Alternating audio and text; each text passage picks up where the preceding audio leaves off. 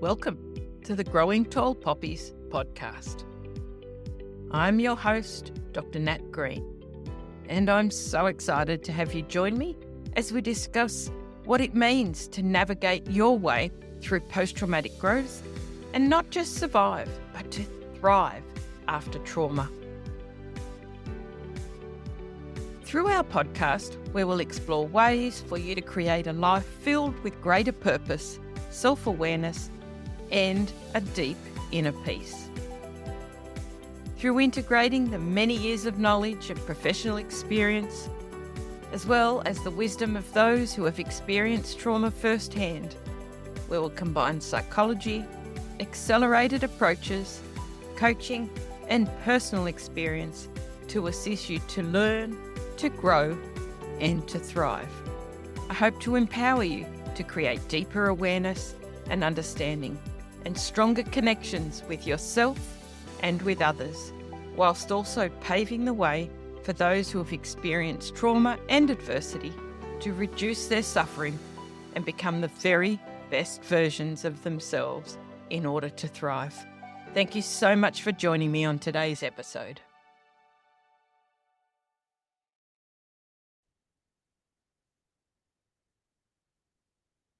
Hi, beautiful people, and welcome back to Growing Tall Poppies, Thrive After Trauma.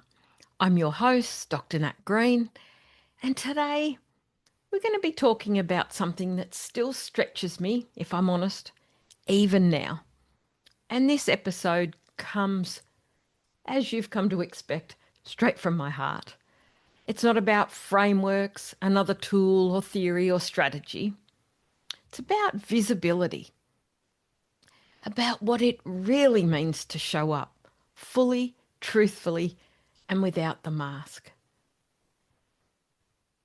I'm seeing a lot about this online at the moment, hearing about it in other people's podcasts, and I know that people are afraid to show up fully as themselves for a whole heap of reasons. But I want to talk about this and peel back some of the layers about what might be really going on, because I think, and I'm really passionate about this, that we need to show up fully as ourselves, because the world deserves people leading with integrity, authenticity, and to really have the opportunity to connect with people who are real, raw, honest, and making a difference. So let's talk today about the deep embodied courage it takes to show up fully, especially after trauma, and especially in a world that sometimes punishes people for standing tall. If you joined me for last week's episode, Healing Was Only the Beginning, then you'll know that we talked about what it means to lead from wholeness, not from our wounds.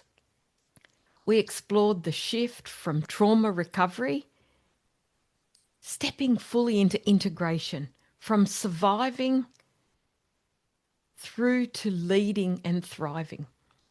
And once you start living from that place of wholeness, there's a whole new edge that appears.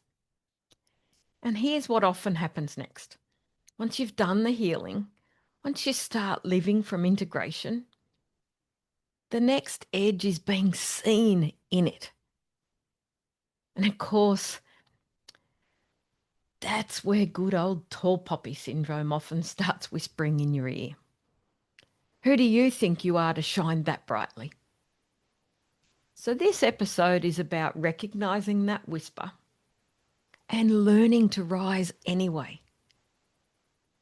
It's an invitation to be seen and to stand tall and proud in the process.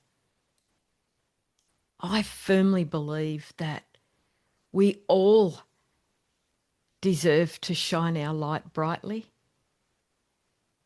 So I really encourage you not to ever let anyone dim your light. A little while back, if I'm honest, not that long ago, I had this moment that did stop me in my tracks. I was sitting at my desk and as so often is the case, coffee in hand, about to post something on social media. It wasn't even anything huge, just a reflection about grief, growth, and how healing isn't linear. But my hands hovered over the keyboard, and just before I hit publish, my chest tightened and I felt that old familiar feeling, that tightness in my chest, the one that says, careful, don't say too much. It was subtle at first, but my body remembered something that my mind had forgotten. That old nervous system hum kicked in. Careful, don't say too much. And it wasn't just fear of judgment, it was that old tall poppy conditioning, the one that says, don't stand out. Don't make others uncomfortable with your truth. Growing up in Australia, I saw it everywhere. And I know that I now have listeners all around the world, and you might not be familiar with the term tall poppy syndrome, but I know that you also have experienced various forms of it in your countries. It's when someone succeeded or spoke up or shone too brightly, people would say that they were getting a bit full of themselves, and they would often try and cut them down for various reasons. And for those of us with trauma histories, that message burrows pretty deep. Visibility can start to feel dangerous, not because we're weak, but because we've been trained to believe that it's safer to blend in and not rock the boat. And I realised that even after all my own healing work, all my professional work, I was still protecting parts of myself from being fully seen. And I did have to laugh a little because visibility has always been a bit of a complicated thing for me. Growing up, I learned pretty early that being too much, too loud, too outspoken, too intense could draw criticism and attention. So I did what so many of us do. I learned to perform safety, to smile, to achieve, to please, to be visible, but only in the ways that felt acceptable. And this continued as a psychologist. Even as a psychologist, for all those years I hid behind professionalism. I wore that professional mask that I know many of you know so well of competence and control, calm, composed, and competent. Because that's what I thought clients, colleagues, and the world wanted from me. I thought credibility meant invisibility, that showing emotion or sharing too much would make me unprofessional, or could even result in me being seen as impaired. But that mask served to keep me separate from my own heart, disconnected from my soul and my core purpose, and from the people who needed to see my humanity the most. And yet somewhere inside, I always knew the parts of me that had been through the fire, those were the parts that actually made me trustworthy and more authentic. And I would often tell my clients that our nervous system remembers what our mind forgets. When we've experienced trauma, the body learns that visibility equals vulnerability. And if you've ever felt shamed, been dismissed or punished for being your authentic self, then you know exactly what I'm talking about. And the body stores that message. It's safer to stay small.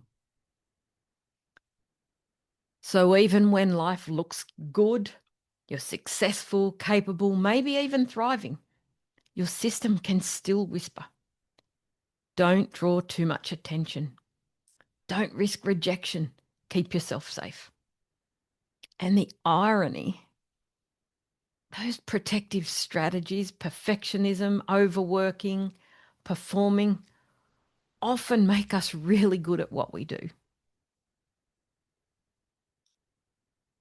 As a recovering workaholic, a self-sacrificing people pleaser, I know that all too well. They help us survive, but they also quietly keep us disconnected from our deeper truth. Our nervous system also remembers what our cultures reinforce. When trauma teaches you that being seen equals being unsafe, and society echoes that with tall poppy syndrome, then you get a double dose of suppression. And your body says, hide to survive.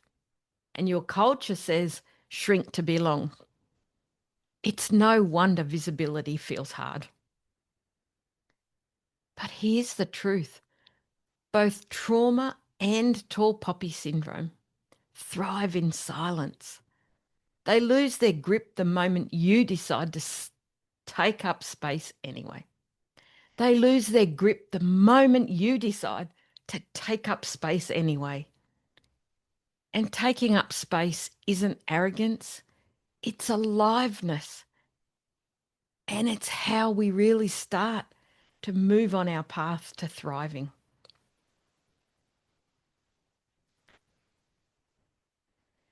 A few years ago, I was leading a workshop for practitioners on trauma-informed care. Halfway through, a lady asked me a question that hit me straight in the heart. She said, Nat, do you ever still struggle with the things that you teach? And for a split second, my armour rose, and that old part of me, the one who believed being seen as an authority meant perfection, wanted to say, nah, not really. That internal voice said, don't admit it, stay polished. But something in me stopped. Something in me softened instead. And I took a breath and said, yeah, of course I do. I still get triggered. I still catch myself doing things for self-worth, and I still forget to rest.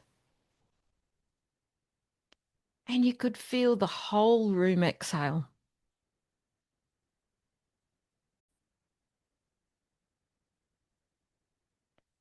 That moment taught me something that I'll never forget.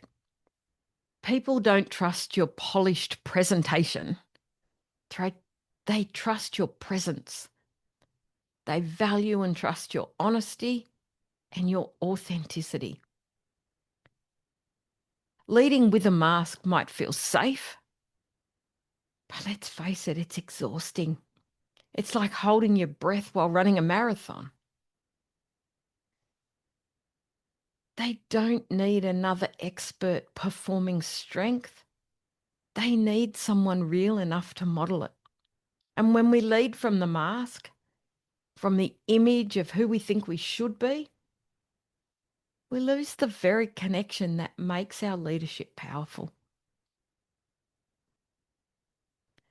Leading without the mask doesn't mean oversharing or blurring boundaries or living boundary free.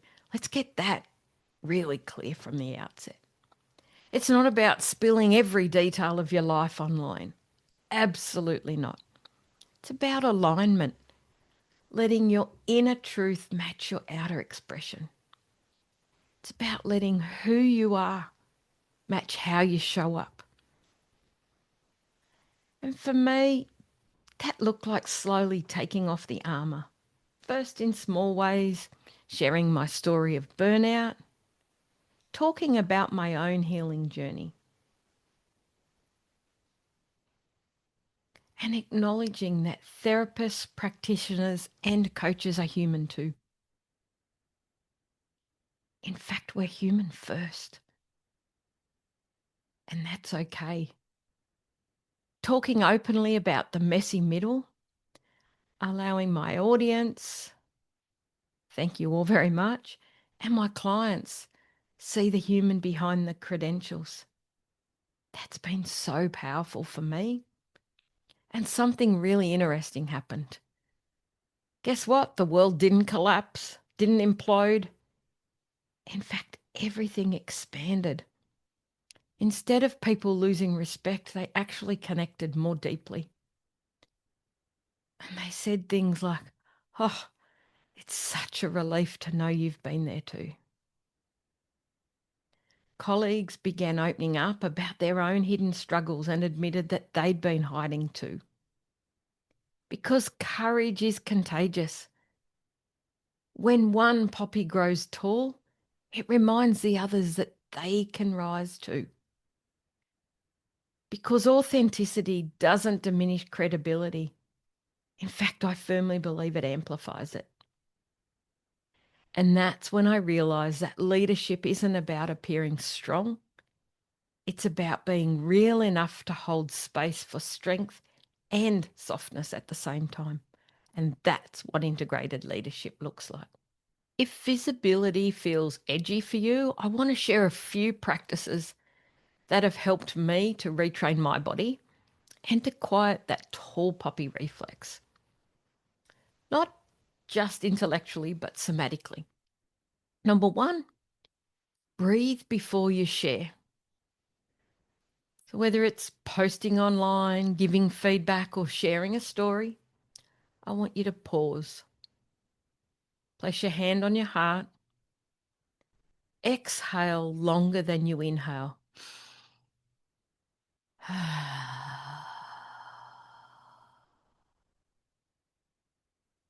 And tell your nervous system it's safe to be seen now. And that small act tells your body you're not in danger, that you're expanding. And I still do this before speaking events or podcast interviews. It's my nervous system reset. Number two, share from scars, not open wounds. There's a difference between using your story and processing your story publicly. If it's still raw, keep it sacred and give it time. But when it's integrated, when you can speak without reactivating, when the lesson has landed, that's when your story can serve others. You're not bleeding on people, you're leading with wisdom. And that's when it becomes medicine for others. And number three is to practice micro visibility. You don't have to leap onto a stage and be the centre of attention. Start with gentle truth telling. Maybe be honest with a friend. Tell someone you trust how you really feel. Show your face in a short story clip. Wear the bright colour that you secretly love. Post a photo that isn't perfectly curated. Say yes to the opportunity that scares you a little. As each act teaches your nervous system that standing tall is safe now. Each act of authenticity rewires your nervous system to associate visibility with safety, not threat. And over time, those micro moments build a new default. It's safe to be me.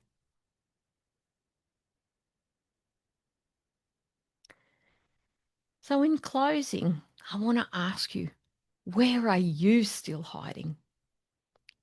Where does your voice catch or your body tighten when you think about being seen? Where do you catch yourself shrinking, apologising, or downplaying your brilliance to make others comfortable? That's tall poppy syndrome in action. The subtle fear that if you stand too tall, someone might come along and cut you down. Maybe it's in your business, showing up online as your true self. Maybe it's in your relationships, speaking your truth instead of keeping the peace.